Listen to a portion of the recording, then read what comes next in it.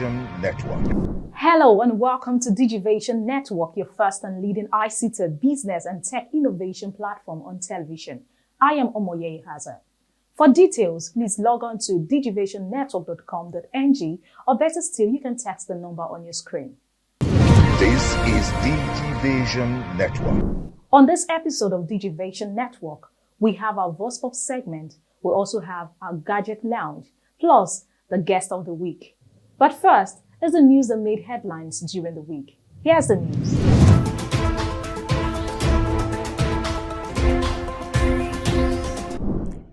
Digital Lagos, driven by the creative economy, backed by robust figures and data, which is a collaborative effort involving the government, industry, academia, and the civil society.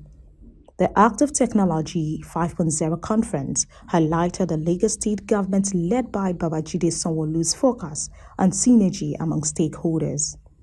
With a theme, the creative economy and a digital Lagos, Sanwo-Olu expresses his administration's aim to sign the Lagos Innovation Bill into law by Q1 of 2024, boosting employment opportunities and fostering economic development in the creative industry.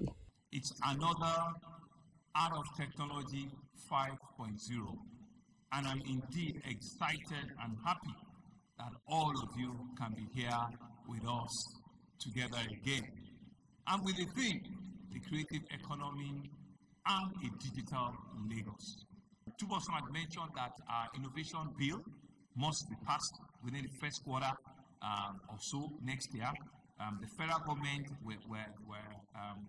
we're taking a note from what we have, at the federal level to ensure that we can domesticate it, intentionally in Lagos, and it can be a working document. It can be a working bill that will not be adverse.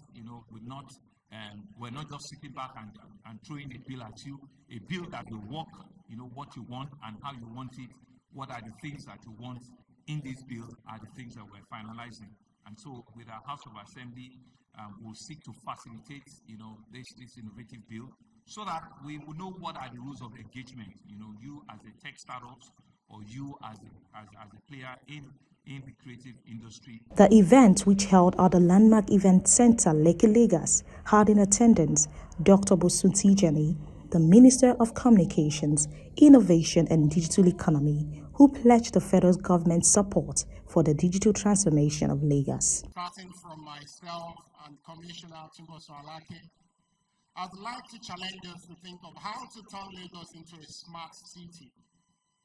How do we leverage deep investments in the infrastructures that exist in this state to drive the application of technology for prosperity, to ensure that our city is smarter, whether when we think about environment or opportunity to use technology in education or apply technology for public health issues.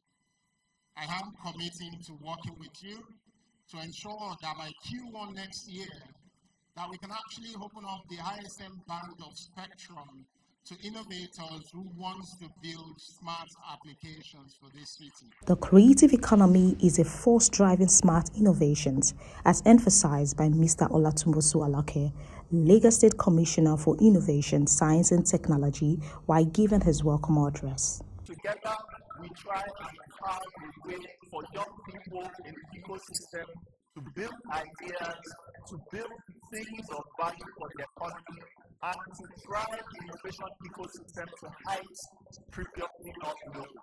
On his part, prominent actor and film producer Mr. Kunle Afolayan commended the Sanwo-Olu's administration's commitment to the creative industry and the 1 billion naira seed capital by the state government to boost the creative sector. First of all, I'd like to say a big thank you to the team and the brains behind this innovation. I don't think I've seen people gathered, this number of people gathered for a good cause. With a remarkable 500% increase in productivity, technology has transformed the social economy landscape of Lagos across sectors like agriculture, transportation, and manufacturing. The Smart City initiative, propelled by international deployment of over 6,000 kilometer metro fiber dual project, is a groundbreaking initiative that is already 50% completed, aimed at improving broadband internet to enhance lifestyle of citizens, businesses and government, which is playing a significant role in improving the city's growth. According to UN estimates, the creative economy industry generates yearly revenue of over $2 trillion and accounts for nearly 50 million jobs worldwide. With Lagos State repositioning to harness more of the potential in the sector driven by technology, Nigeria may soon witness a new phase of economic prosperity.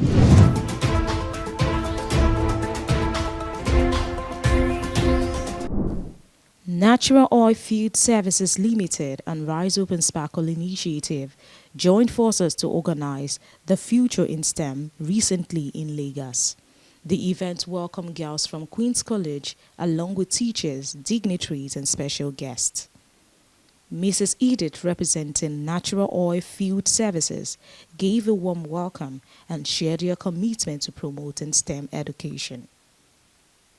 Mrs. Fumilola Omojola, leader of Rise Up and Sparkle Initiative, highlighted the importance of encouraging girls in STEM and nurturing their leadership qualities. Keynote speakers Mrs. Bolariwa and Mrs. Folake Itomi, the Lagos State Coordinator of Ait, inspired the audience with motivational speeches, igniting their passion for STEM. The event also featured an engaging quiz competition, testing the participants' knowledge and problem-solving skills with support from the male dignitaries. Natural Oil Field Services Limited and Rise Up and Sparkle Initiative, under the visionary leadership of Mrs. Fumilola Omojola, had made a significant impact in inspiring and empowering the next generation of female STEM leaders. The event marked a milestone in their journey to create a future where girls thrive and excel in STEM, breaking barriers and making significant contribution to the society.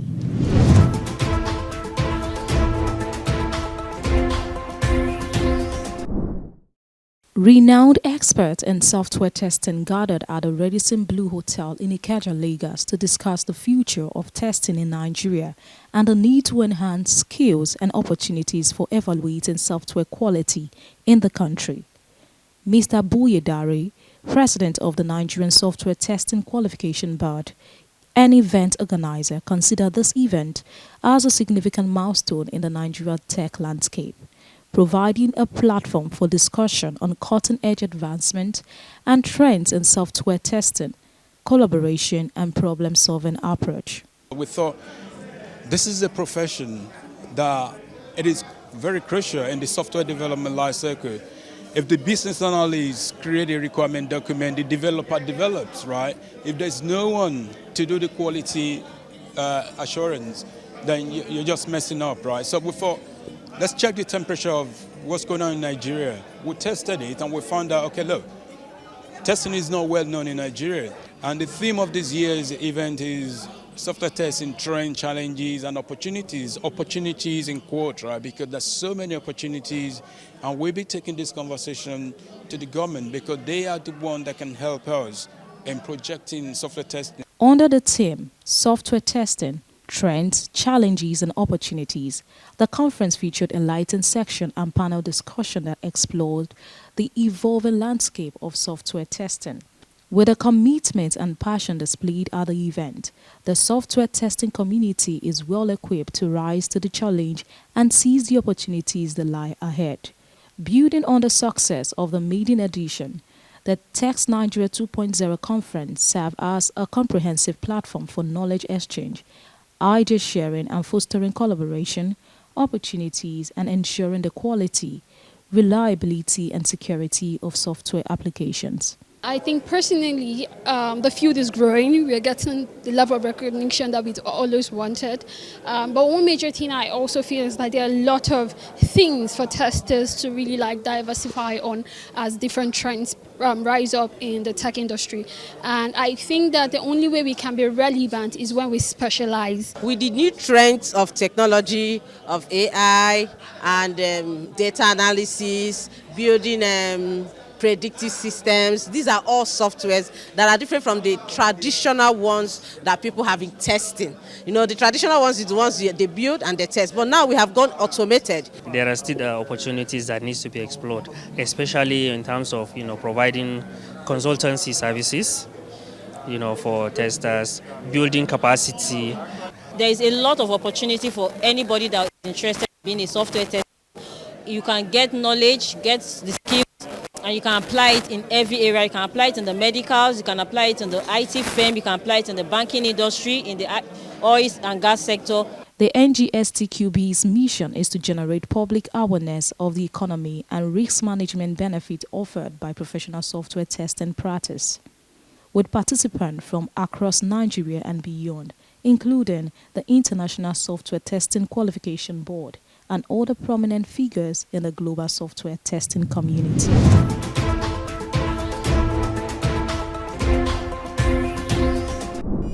Today on Gadget Lounge, we are diving into an incredible story about how emerging technology is transforming the lives of paralyzed individuals at the Dawn Avatar Robot Cave Tokyo.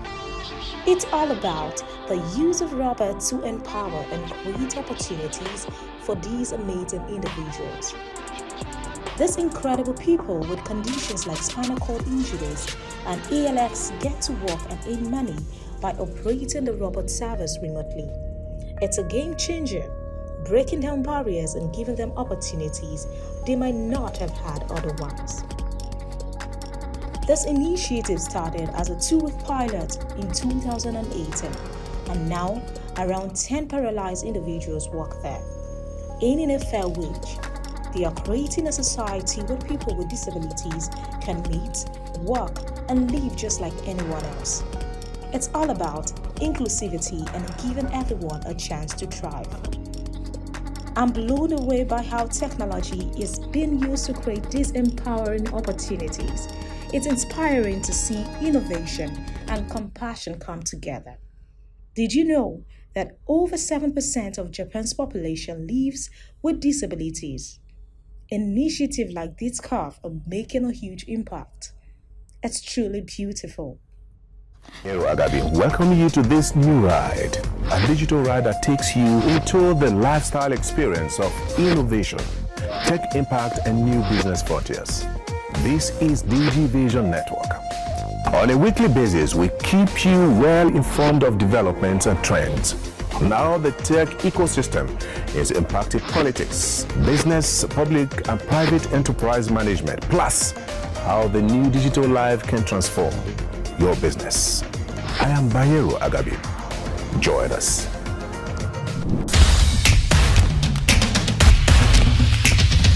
They just said there's no cash. You know banking system. They won't even give you any post. Your own money.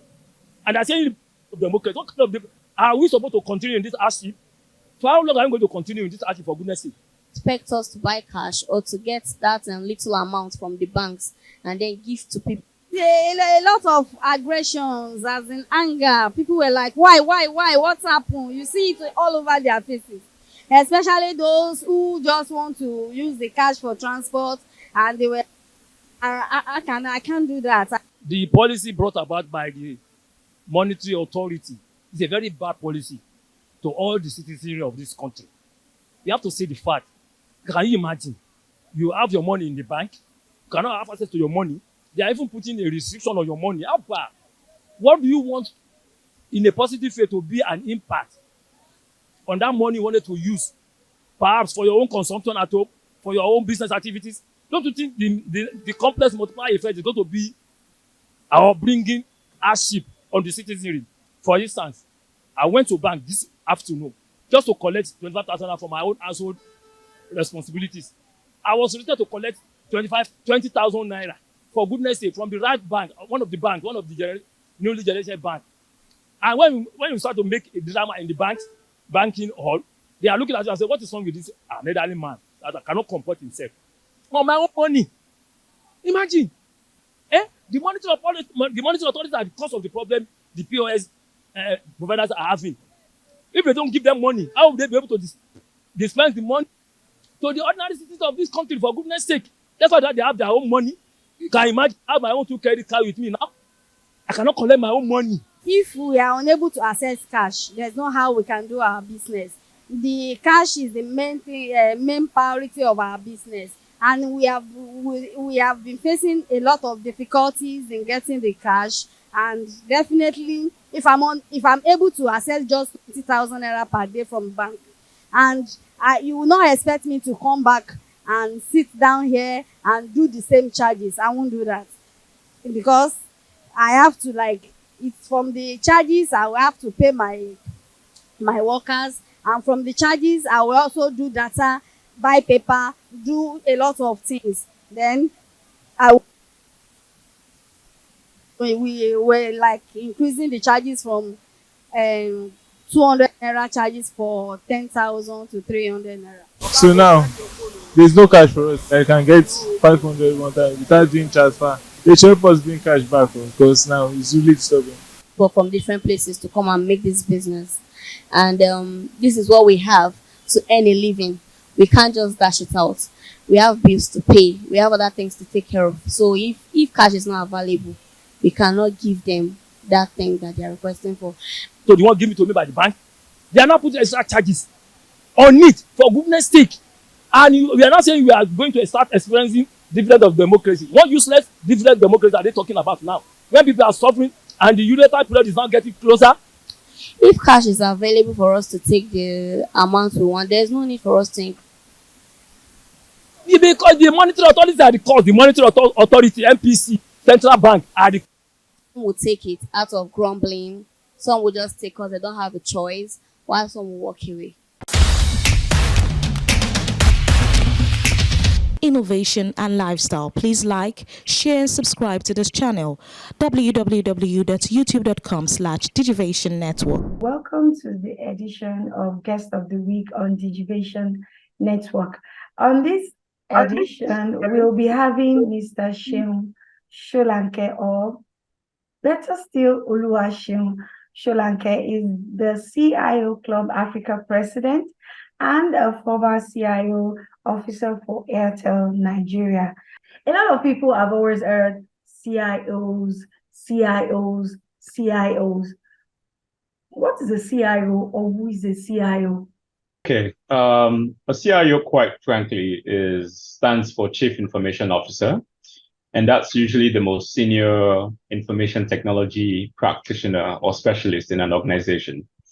This is usually an individual responsible for driving IT operations, project delivery, IT governance and cybersecurity, as well as taking the organization forward from a digital transformation perspective, helping to implement digital transformation initiatives, ensuring that mission critical platforms remain highly available, ensuring that customers have the best digital experience. Okay, now we are in the age of things moving fast, technology evolving fast, and there has been many cases of need for organizations, even individuals, to adopt digital transformation. So for many organizations, why are CIOs actually needed in an organization's digital transformation adoption? At the heart of digital transformation is information technology, and that we cannot deny. And by that simple fact, you require CIOs for the core execution of any digital transformation agenda. And that's because digital transformation typically involves moving from legacy to next generation type solutions.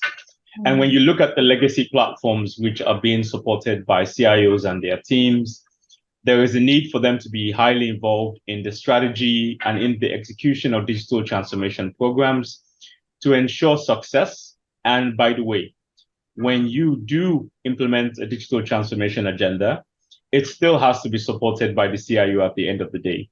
So digital transformation platforms, whether it be next generation mobile applications, next generation customer service platforms, at the heart of them is still support, which needs to be provided by the CIO and the organization as they evolve through the various levels of innovation. In some organizations, the CIO is the digital evangelist and is actually the person responsible for driving a change in digital culture within the organization. Is someone responsible for educating the organization on the benefits of digital transformation. Is someone who's got a mandate for making things much clearer, explaining what are the concepts of digital transformation, what it means for the organization, what it means at executive levels, and how you translate that into the actual execution for the organization, how you take that into revenue growth for that organization. So at the heart of everything we do from a digital transformation perspective, the CIO sits firmly there and is considered a trusted stakeholder for this mandate.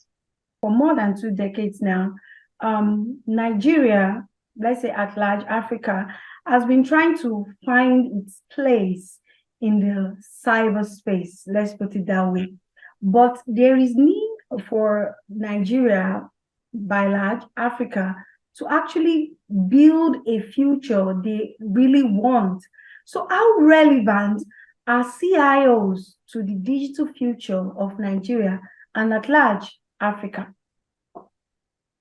No, so CIOs contribute to the digital evolution of a country because they are at the forefront of technology execution and innovation in their organizations.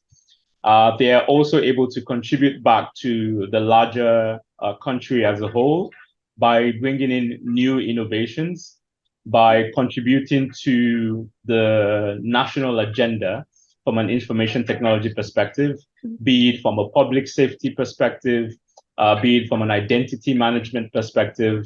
So CIOs are usually, as I mentioned, called thought leaders.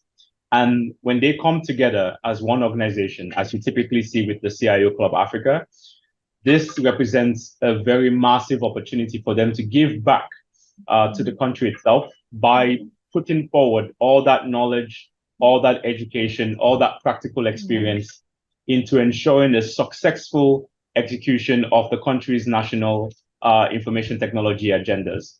So can we say we have enough CIOs in Nigeria with the right capacity for organizations to adopt digital transformation? Oh, yes. Nigerians are well-learned people. That's a standard fact. They are continuously always evolving in terms of what they bring to the table. They are known globally for being thought leaders in many different fields, including information technology. And you don't find that any different within Nigeria itself. So we have lots of people, both male and female, with the required skill sets to take their organizations forward and to take the country forward into the next sphere from an information technology perspective. So I have no doubt that we have all the right skills within this country. Now, on data breaches, security perpetrators have now come up with sophisticated means of committing fraud or crime.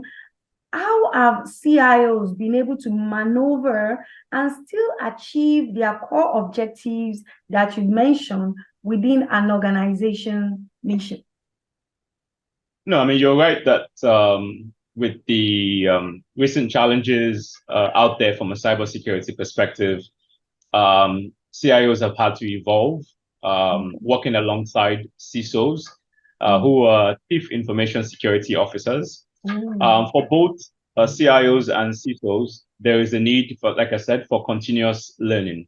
The same way the hackers out there learn about new ways to hack, it's the same way CIOs and CISOs also need to learn on how to mitigate those hacks. So in concept, I would refer to most people who take on this role as people who also have the ability to be ethical hackers, thereby being able to thwart the attempts of some of these individuals out there by ensuring that they're up to date with some of the latest cyber threats in the market from a global perspective, how to mitigate those threats, how to ensure that customers' data is being protected, how to ensure that data privacy regulations are firmly executed within the organization, how to ensure that those organizations are NDPR compliant, the National Data Privacy Regulation. And these are all the things that happen when you have CIOs and CISOs who continuously educate themselves on what's going on within the country and from a global perspective. Digital transformation, like you earlier noted, is very important, and it has started and it can't be stopped. So what are the future prospects that you see of Nigeria's digital transformation? I think, as you've said, it started and it's been on for quite a while. So we now have organizations that are quite digitally mature. Okay. We have organizations that are leveraging best of breed capabilities in terms of new mobile applications that have the best customer experience built into their functionality. We've got organizations who are leveraging robotic process automation for improving their business processes, thereby being able to reduce on their cost of spend and being able to improve their margins by spending less on technology. So I think from an execution perspective, a lot of organizations are not at the beginning of their transformation journeys, but are actually firmly on the way to being digitally mature. And when you compare what's going on in Nigeria with the global landscape, I think it's something to be proud of. Some years back, there may have been a lag in terms of the country catching up with what was going on with the Western Hemisphere. But I think when you look at since the COVID era up until this particular period, we've seen remote work in Nigeria very successful, right? We've seen the use of Teams, Zoom, Meet, virtual tools for collaboration. We've seen organizations embrace remote work, either from an engineering perspective or even in other functions within the organizations. And these are all the tenements of a digital workforce. Thank you very much. Agabi, welcoming you to this new ride, a digital ride that takes you into the lifestyle experience of innovation, tech impact, and new business frontiers. This is Digivation Network. On a weekly basis, we keep you well informed of developments and trends. Now the tech ecosystem is impacting politics, business, public and private enterprise management, plus how the new digital life can transform your business. I am Bayero Agabi. Join us. Welcome back, and thanks for staying with us. That will be all we can take for this week. Always remember to log on to digivationnetwork.com.ng and follow us on all our social media handles. I am Omoye Ikaza. See you next time.